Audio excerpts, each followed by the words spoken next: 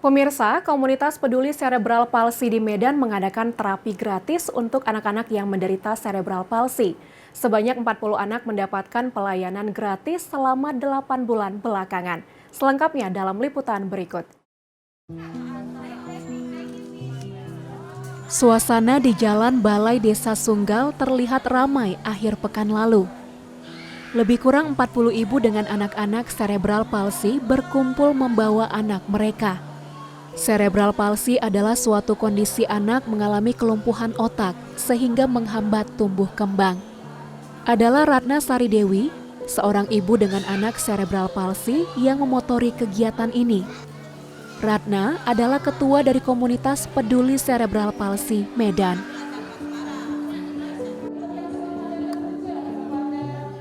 Minimnya wawasan masyarakat tentang cerebral palsy yang menyebabkan anak dengan cerebral palsy sering tidak mendapatkan penanganan yang baik, mendorong Ratna untuk membentuk komunitas peduli cerebral palsy di Medan. Komunitas yang belum memiliki rumah singgah ini berdiri sejak 31 Oktober 2021. Mereka merangkul para orang tua yang memiliki anak dengan cerebral palsy agar bisa bersama-sama berbagi informasi penanganan anak-anak yang mengalami kelumpuhan otak ini.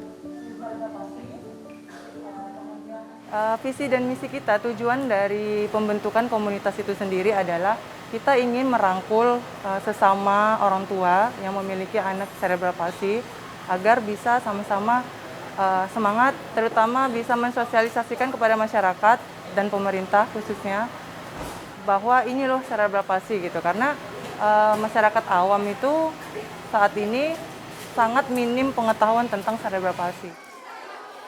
Komunitas cerebral palsy memiliki berbagai program, salah satunya terapi gratis untuk anak sebulan sekali.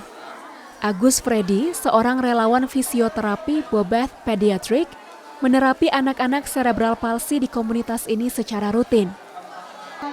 Menurut Agus, terapi bermanfaat untuk melatih fungsi otak sehingga dapat menyembuhkan atau setidaknya mengurangi tingkat keparahan anak dengan cerebral palsy. Agus mengatakan penting bagi orang tua untuk mengetahui sejak dini apakah anaknya menderita cerebral palsy agar terapi dapat dilakukan lebih awal. Nah, sebenarnya yang harus diperhatikan orang tua sejak dini itu ada tahapan-tahapan tumbuh kembang pada anak. Nah, misalnya 0-3 bulan anak itu sudah mampu mengangkat kepala. Kemudian 4-6 bulan dia sudah mampu berguling. Nah, jadi menjadi resiko yang biasa kita sebut red flag atau bendera merah. Ketika anak tidak mampu mengangkat kepala sampai umur 6 bulan, itu sudah menjadi resiko cerebral palsy atau kerusakan otak.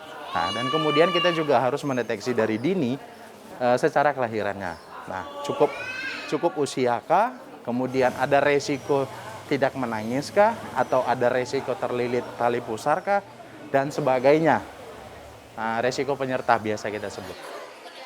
8 bulan berjalan, komunitas cerebral palsy mulai mendapatkan simpati dan dukungan berbagai pihak.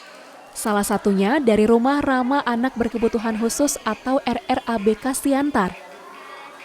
Erlina Sinaga, Ketua RRABK Siantar, memberi dukungan melalui pengalamannya merawat anak cerebral palsy.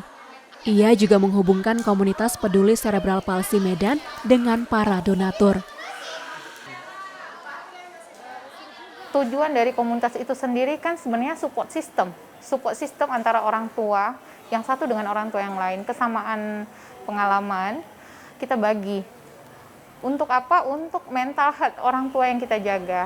Jadi di dalam orang tua yang sehat kan pasti anaknya sehat. Komunitas peduli cerebral palsy Medan tetap bergerak meski banyak tantangan yang harus mereka hadapi. Mereka berharap dapat mempunyai rumah singgah sehingga kegiatan pertemuan dan terapi anak dapat dilakukan di tempat yang tetap dan layak setiap bulannya.